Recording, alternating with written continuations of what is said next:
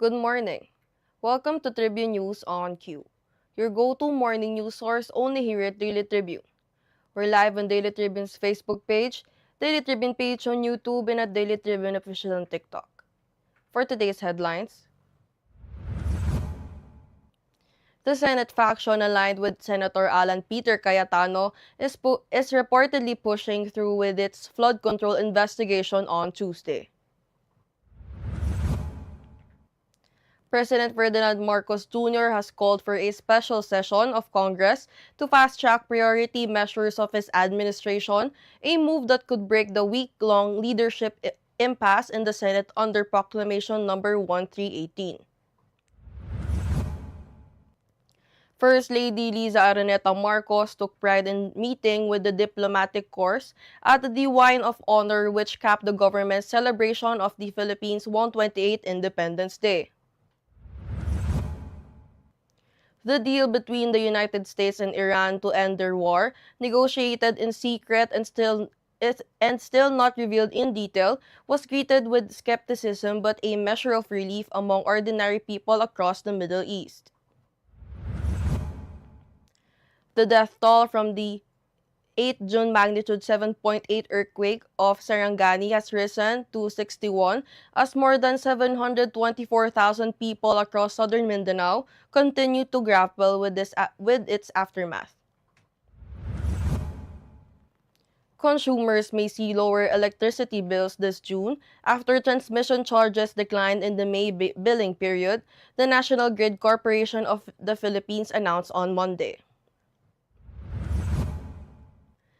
Philippine Sports Commission Chairman Patrick Gregorio lauded the staging of the ICTSI Philippine Athletics Championships 2026, declaring the 5-day meet at New Clark City Athletic Stadium. Araneta City hosted Quezon City's Graduation Rites, a march for LGBTQIA+ graduates, on 11 June at the Quantum Skyview of Gateway Mall 2.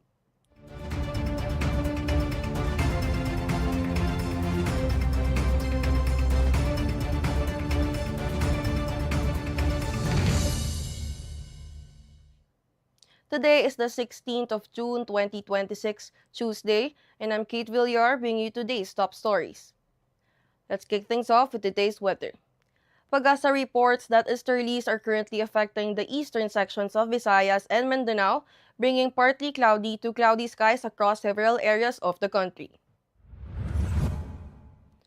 Eastern Visayas, Dinagat Island, Surigao del Norte, Surigao del Sur, and Davao Oriental may experience isolated rain showers or thunderstorms due to the easterlies. Meanwhile, Metro Manila and the rest of the country can expect partly cloudy to cloudy skies with isolated rain showers or thunderstorms caused by localized thunderstorms. Now for the traffic update.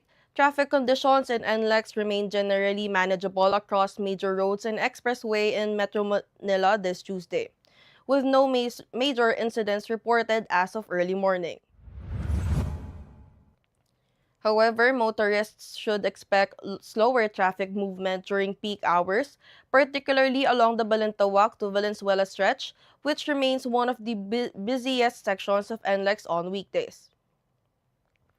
Now let's move on to this morning's headlines. The Senate faction aligned with Senator Alan Peter Cayetano is reportedly pushing through with its flood control investigation on Tuesday. Former Representative Mike Defensor said in a Facebook post, the inquiry would proceed at Double Gem EDSA Garden Events Place at 10 a.m., although neither Cayetano nor his allies have officially confirmed this. President Ferdinand Marcos Jr. has called for a special session of Congress to fast-track priority measures of his administration, a move that could break the week-long leadership impasse in the Senate under Proclamation No. 1318. Signed and issued on Monday, Marcos directed Congress to convene in a special session on 17 June. He invoked Section 15, Article 6 of the Constitution, which allows the President to summon lawmakers to address urgent matters during their break. First Lady Liza Araneta Marcos took pride in meeting with the diplomatic corps at the Wine of Honor, which capped the government's celebration of the Philippines' 128th Independence Day. The event is an official reception hosted by the President at Malacanang, traditionally held on New Year's Day on the Philippine Independence Day. The deal between the United States and Iran to end the war was negotiated in secret and still not revealed in detail. Was greeted with skepticism but a measure of relief among ordinary people across the Middle East. In Lebanon, AFP saw displaced people preparing to return to homes they fled in the south of the country, despite Israeli ministers declaring that they do not feel bound by the agreement to halt their own offensive against Hezbollah.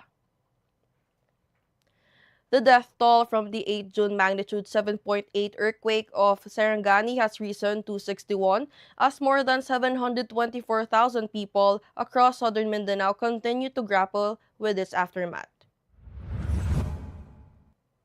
The Office of Civil Defense reported Sunday that about 173,000 families or 724,000 individuals have been affected by the earthquake. Authorities recorded 1,403 injured persons and 40 missing individuals. Consumers may see lower electricity bills this June after transmission charges declined in the May billing period, the National Grid Corporation of the Philippines announced on Monday. The grid operator disclosed that the overall average transmission rate fell by 9.33% to 1,492 per kilowatt hour, from 1,593 per kilowatt hour in April, reflecting lower transmission, wheeling, and ancillary services charges. Philippine Sports Commission Chairman Patrick Gregorio lauded the staging of the ICTSI Philippine Athletics Championship 2026, declaring the 5-day meet at New Clark City Athletics Stadium. The annual ICTSI Philippine Athletics Championships, also known as the National Open, serves as the country's premier track and field competition designed to sharpen elite athletes while providing a platform for youth and grassroots talents to rise.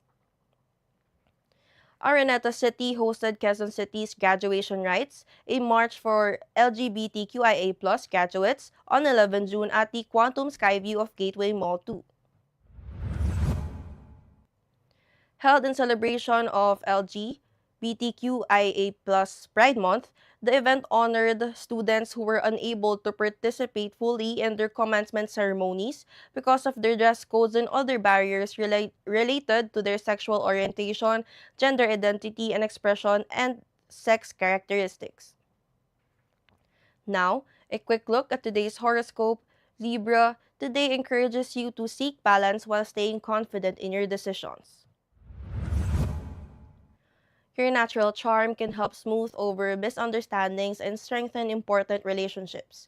Trust your judgment but avoid overthinking choices that require simple action. Mga katribu, did you know? Bananas are classified as berries.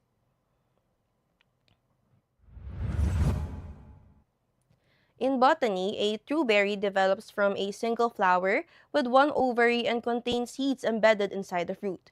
By that scientific definition, bananas qualify as berries and strawberries are considered aggregate fruits because they form multiple ovaries of a single flower. Today's viral is a man eating a balut at the beach, but it seems like it's his first time. Let's watch this. That's me. You're probably wondering how I ended up in this situation. Guys, yung balot. Gago, pwede mo ba ito i-ano?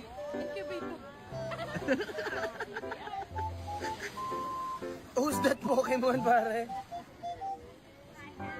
Gago, matigas na. That's all for now, mga katibu. Join us again at 1 p.m. for more updates. This has been Kate Villar for Tribune News on Q.